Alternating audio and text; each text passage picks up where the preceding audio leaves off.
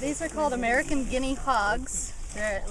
We tell people to remember the words guinea pigs and then say guinea hog instead.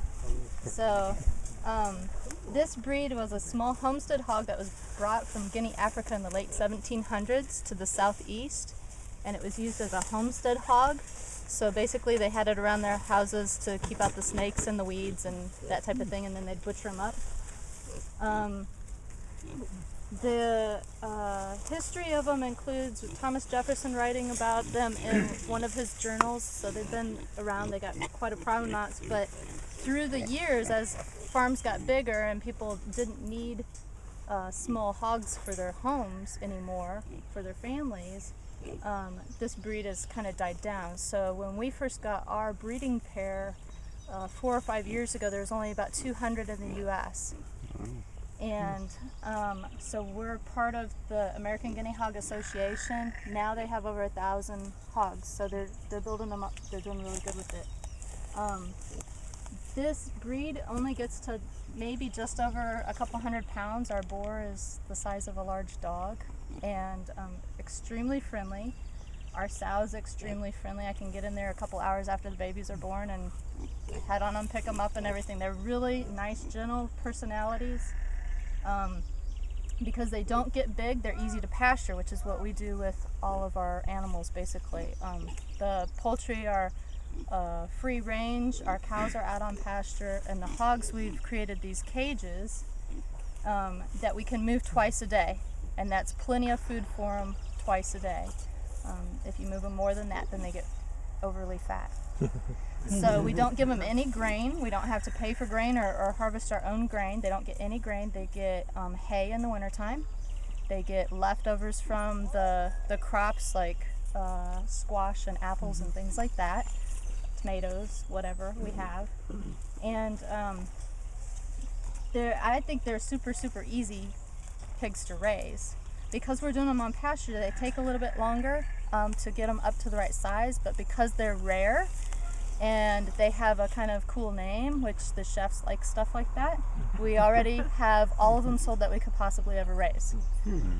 So the market for them for what we're doing on this scale is really good.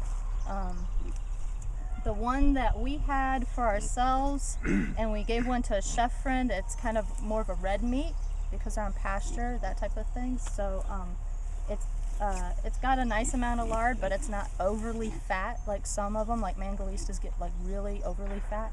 So their appeal to the chefs is the specialty side of it, that nobody else has it. It's something they can put on the menu that's special, nobody else has. Basically, we're just running them. This was tomatoes last year. We've letting it go fallow. We're letting them mow it down as such. We'll go ahead and mow the rest of this down, but they're eating the clover and the weeds. Give you an idea of age. Dee Dee in the back, she's the very curly, bigger one. She has some kind of genetic problem or whatever where she's not growing, so she's getting cold. Actually, both of these are going to be cold. This little girl here got a big scrape on her side, so that's why she's in here with Dee Dee. This is kind of like the 6th pen.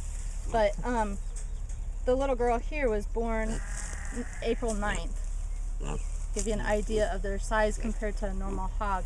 You know, they're major small compared to regular hogs. Our boar and our sow that we have, which are now a few years old, it took them a couple years to get completely up to full-grown size. So it takes them a little while longer. So how long will it take from basically the time they're weaned to market? We've been going about 15 to 18 months, but we might go longer than that to marketable weight. And their market weight is still smaller. So what we're working on with the chefs is, instead of us doing it like they'd get normal size hogs that they'd break down and have a certain amount of portions to, this would be great for special events for spit hogs that they could go ahead and do over an outdoor fire or something like that, or do on the grill outside or whatever, because they're not big. They can do them for special dinners, special events, that type of thing. And that way we can charge a higher price for it too. I mean, we're getting $6 a pound for it. That's a lot more than what regular hogs are going to go for. So Does anybody know what regular hogs are going for right now? Just 60, 70 cents a pound. yeah, so $6 is looking pretty good. That 2-year wait is a little bit, you know, going through the wintertime. But it's also getting, you know, we'll have 2 litters a year from her. And then we have a couple of older girls that we're working We'll toward. have They'll some be bred this replacements. fall. So eventually we'd like to have, you know, between 30 and 40 of these, and then be able to cycle them through. And our market weight's 150 or 200 pounds. 200 at the most. At the most, yeah. I think the first ones when we butchered out, they came out about, what, 60, 80, 70? About 80 pounds was the highest. Yeah. So they're pretty small. In fact, the smallest one that we took in, he fell between the cracks and got bruised up because he was a little bit too small for the kill floor. So. What's the average litter size, Chris? She's throwing 8 right now, and with a couple of runts, and so Dee Dee was a runt. That's, I think, one reason why she has problems, but it seems like we're getting between 6 and 8 with them, with her, I should say. The guy that we got him from, he had one that had, what was it? 18 to Yeah, 20. something like that. It's kind of this way too many. And we keep them in these cages with the tarps all year round. They're out here all weather. In the wintertime, we line them up in the barnyard. We put hay bales or straw bales, around them on 3 sides, and basically that's it. Pile up the straw and just keep piling the straw as they urinate and everything. It builds up heat, so it keeps them warm. We just keep piling the straw until it gets about so high before they start climbing out. And it worked really good. This year we had that blizzard, and so we brought them inside for about a week in the barn, and then they went right back outside again. So they're really, really hardy.